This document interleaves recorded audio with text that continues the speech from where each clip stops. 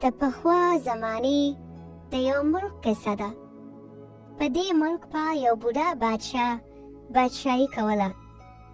د دې بادشاه یو زوی و چې د هغه نوم فرید و. د فرید شوق و چې روزانه به ځنګل ته ته او د مرغو ښکار به یې کوو. او دغسې یو ورځ فرید د ښکار دپاره ځنګل ته تللی و چې اچانک یې یو اوسۍ سره د دوو بچو ولیده. خو فرید بغیر څه سوچه هغه اوسۍ وویشته او اوسۍ مړه خو نه شوه خو زخمي شوه او په ځمکه پرېوته. خو اچانک د فرید مخې ته یو غټ جن راووته. زه د دې ځنګل بادشاه یم او ته ډېر ظالم انسان یې. ډېر غټ ظلم دې وکړ او تا زه داسې نه پرېږدم. تا له به زه داسې سزا درکوم چې ټول عمر به یې یاد ساتې. او دې نه پس هغه جن د فرید نه د خپل جادو په طاقت سره یو خر جوړ کړي او ورته ووایي چې دا ستا سزا ده، څو پورې چې دا اوسۍ جوړه شوې نه وي ته به دغسې خر یې. او اوس اوسۍ په ځنګل کې د خپلو دوو بچو سره زخمي پرته وي او فرید د خر په شکل کې خفه ولاړ وي. د ځنګل سره خوا کې یو کلی وي چې په هغې کې دوه د تره زامن چې د یو نوم کمال وي او د بل نوم جمال وي. کمال غریب هم وي او لالچي هم وي او ټوله ورځ په کلي کې امونه خرڅوي. امونه راغلل، غمونه لاړل، امونه واخلې، امونه خواږه خواږه، امونه واخلې، امونه. خو جمال داسې نه وي، غریب وي خو ډېر ښه انسان یې. جمال په کلي کې د یو سیټ نه قرض پیسې اخیستې وي او په هغې باندې فصل کرلی وي. خو سیټ په جمال پسې د پیسو دپاره هر وخت بدماشان رالیږي. بل طرف ته د بادشاه زوی فرید چې ناوخته کې او محل ته رانشي نو بادشاه سره غم شي. تاسو یو څو کسان ولېږئ چې د فرید خبر واخلي چې څه شو، ولې ناوخته شو. ما سره ډېر غم دی. او دغسې د بادشاه یو دوه کسان کلي په کلي وګرځي خو د فرید هیڅ خبر نه وي او دوی دواړه د فرید پسې ځنګل طرف ته روان شي. یو ساعت پس خر چې کله دوی وویني نو ویې پیژني چې دا زما پلار ما پسې رالیږلی دی او خر ډېر ټوپونه ووهي خو دوی دواړه هغه یو عام خر ګڼي. او تر ماښامه پورې چې دوی ته فرید میلو نه شي نو واپس د محل طرف ته روان شي. خو فرید چې د خر په شکل کې دی هغه هم په دوی پسې په مزه مزه شاته روان وي. او دغسې دوی محل ته ورسي بادشاه ته ټوله قصه بیان کړي چې مونږ کلي په کلي وګرځېدو، ځنګل ته هم لاړو خو د فرید هېڅ خبر نشته. او بادشاه هم ډېر پریشانه شي.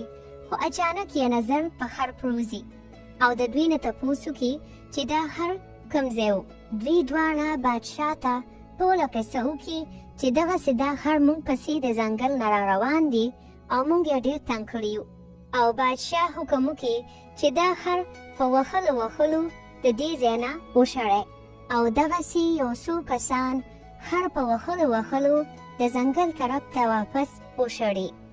بل طرف ته په سبا باندې کمال په کلي کې امونه خرڅوي چې یو سړی ورله اواز ورکړي.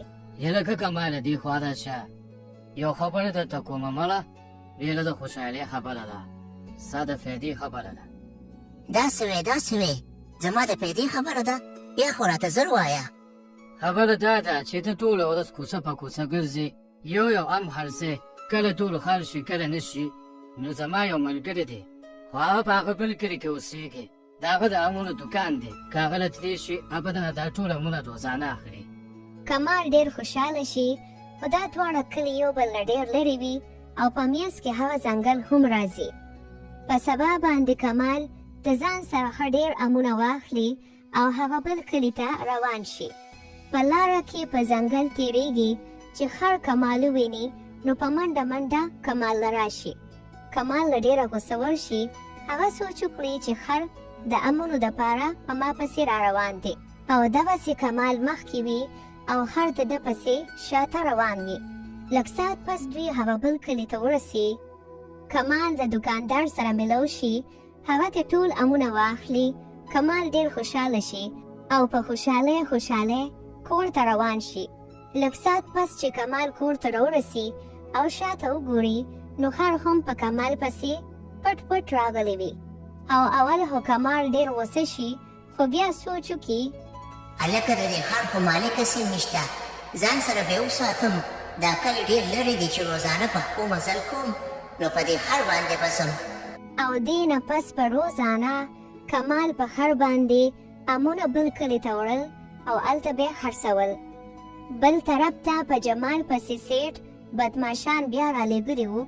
یاره جي ما له 11 ورځې ټایم راکې، زما فصل تیار دی، یو څو ورځې پس به خرڅومه، تاسو له به خپلې پیسې واپس کوم.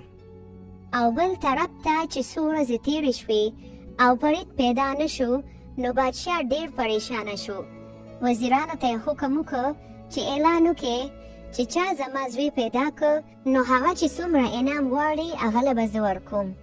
بل طرف ته به کمال په خر باندې ډېر ظلمونه کول، کار به یې هم ډېر اخیسته، خوراک بیا هم نه ورکو او ډېر زیات به یې وښه. زه ورشه لاړشه بهروزه، ما سره د خوراک څه نشته، چې څه خورې بس بهر ګرځه او خوره، ما پرېږده. خر چې بهر راووته ډېر وږی شوی و، د جمال په فصل یې نظر پرېوته او دې نه پس خر د جمال ټول فصل وخوري او څه خراب شي. سهار چې جمال روزي او خپل فصل ته وګوري نو خفه شي او په ژړا شي. یا خدای دا سوسو، یا خدای زما دا فصل چا خراب کو، اوس پسې کېږي، زه به هغه سیټ له پیسې د کوم ځای نه ورکوم. جمال دغه ژړاګانې کوي چې په دې کې هغه خر راشي، جمال سره خوا کې ودرېږي او ځمکې له خپه وخي او بیا خر په ژړا شي او د ځنګل طرف ته په مزه روان شي. جمال چې ده وویني نو پوهېږي چې دا خر ضرور په څه مصیبت کې دی او دی هم د خر پسې ځنګل طرف ته روان شي. خر مخکې وي او جمال ورپسې وي. لږ ساعت پس خر جمال هغه اوسې له بوځي کم چې د ده نه لګېدلې وه. جمال چې وګوري نو اوسې زخمي پرته وي. جمال پوه شي چې خر زه د دې اوسې د مدد کولو دپاره راوستی یم.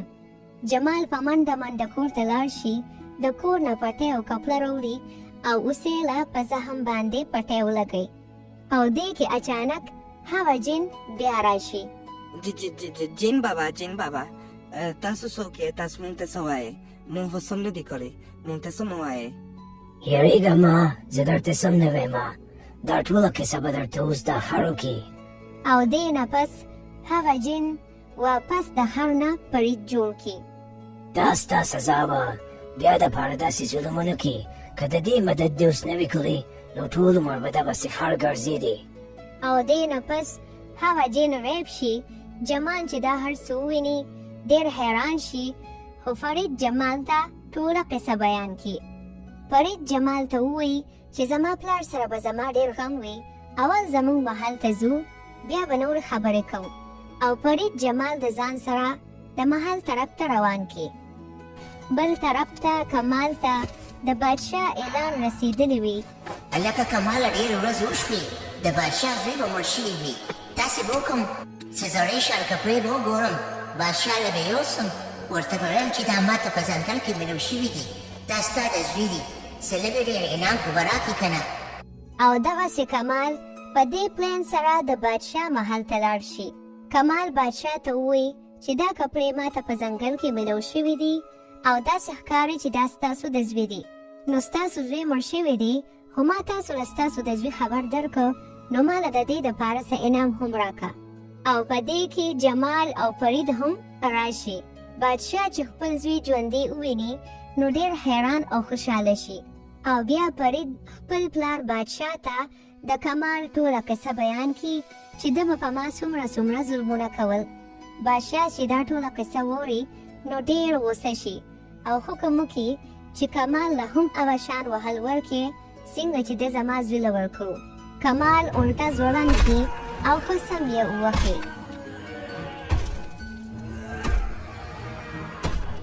او بادشاه د جمال نه ډېر خوشحاله شي. جمال له ډېرې پیسې او مال او دولت ورکړي. جمال په هغې کې د سیټ قرض هم خلاص کړي او ځان له ډېره ځمکه واخلي. دغسې جمال ته د هغه د صبر او د ښه نیت صله ملو شي او کمال ته د خپل لالچ سزا.